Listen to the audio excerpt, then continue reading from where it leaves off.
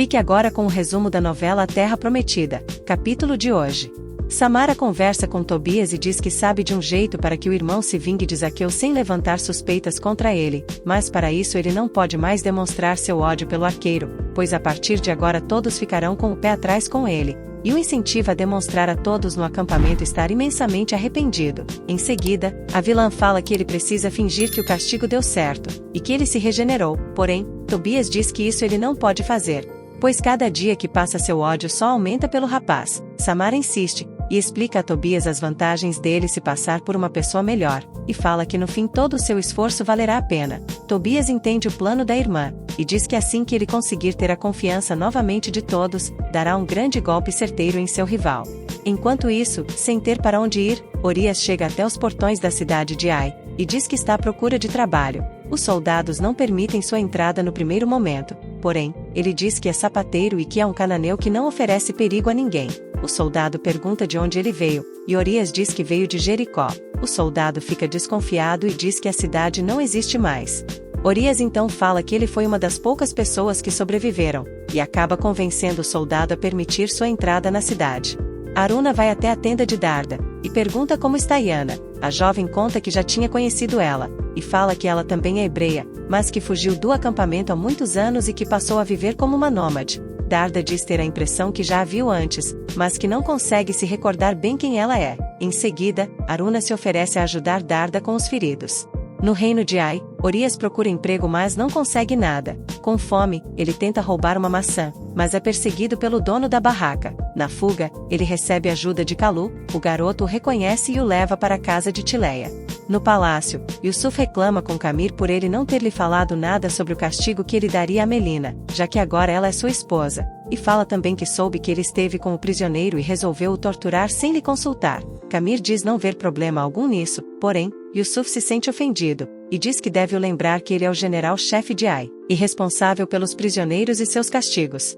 Todo arrogante, Camir diz que não precisa da permissão de ninguém para agir, e o lembra que logo ele será o rei, e exige que ele tome mais cuidado de como se dirige a ele. Em seguida, Yusuf questiona o governador se eles têm ou não uma aliança. Camir diz que sim, porém, ela só irá durar enquanto ele merecer. Os lagartos questionam Orias o porquê dele ter deixado o acampamento se estava indo tudo bem por lá. Chorando, Orias diz que teve que se afastar de sua família para a segurança de todos, mas garante que pretende voltar em breve. Em seguida, ele diz que agora que saiu de lá, começa a dar valor a tudo que já tinha conquistado. Tileia se sensibiliza com a história do sapateiro, e diz que ele pode ficar com eles por um tempo. Eleazar fala sobre Deus com a família de Raabe e Tirda. Mara diz que irá em busca de mais hebreus que sejam contra a presença dos estrangeiros no acampamento. Ayud e Yoná criticam Mara, e pedem que ela pare de perseguir os estrangeiros. Dona da razão, Mara diz que não pode, pois eles são seus inimigos. Eloi se intromete na conversa, e fala que Josué pensa o contrário. Mara o critica e diz que não pediu a opinião dele. Ayud critica a aproximação dela com Acã, e fala que as pessoas podem começar a falar dela, porém, Mara diz que não corre esse risco, pois todos conhecem o seu caráter, e não desistirá até que consiga expulsar os estrangeiros de Gilgal. Eloi se cansa da perseguição de Mara contra os estrangeiros, e diz que ela já está passando dos limites se intrometendo demais na vida alheia. Mara fica furiosa, e diz que se todos pensassem como ele e seu marido, o acampamento seria uma verdadeira baderna. Ayud diz que também concorda com Eloi, porém, Mara diz que eles estão todos contra ela e fala que os estrangeiros estão lá apenas para usufruir do que é deles, e que são os encostados iguais a Eloi. Em seguida, Mara diz que Eloi é um imprestável que vive às suas custas, e que até o emprego que tem foi graças ao marido. Eloi se revolta e deixa a mesa. A sós, Yoná tenta consolar o marido, mas Eloi diz que não é obrigado a conviver com esse tipo de ofensas, e diz que o melhor será eles terem uma tenda só deles, e que de preferência bem longe de sua mãe. Falso, Acã conversa com Jogli, Eliasaf e Samuel. O vilão mente sobre a saída de Orias do acampamento, e diz que ele tinha dito que o acampamento não servia para sua família e que eram maltratados por eles. Enquanto Acã faz a cabeça dos outros líderes, Salmão observa tudo de longe. A sós, Raabe diz para Eleazar e Inês que seu pai deixou Gilgal. Ela diz não saber o que pode ter acontecido, mas que era visível que ele estava se adaptando ao acampamento e que até parecia ser um novo homem. Eleazar tenta confortá-la, e diz que ela e sua família podem contar com a ajuda deles. Em seguida, Raabe diz ao sumo sacerdote e a Inês que já teve muitas experiências com o poder de Deus, e fala do livramento de Nobá, que seria sacrificado. Em seguida, ela fala de Salmão e Melquias que também foram salvos dos soldados de Jericó, e finalmente, Deus a livrou junto com sua família da destruição de Jericó. Emocionada, Raabe diz que não viu Deus como Abraão, ou que recebeu a direção como ele recebeu, mas que gostaria que Deus se apresentasse para ela.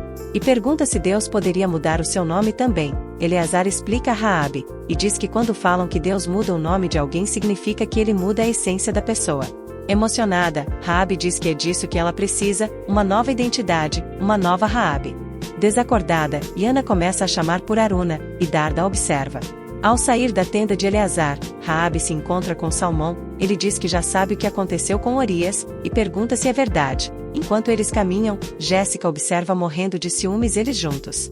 Josué conversa com Pedael e os seus filhos, e fala que gostou muito da apresentação deles no casamento. Em seguida, o líder propõe enviar eles como espiões ao reino de Ai, disfarçados com uma caravana de artistas para se infiltrar na cidade inimiga. Por precaução, Caleb instrui Temai e Isaque a nunca perderem o foco da missão com coisas que pareçam atrativas.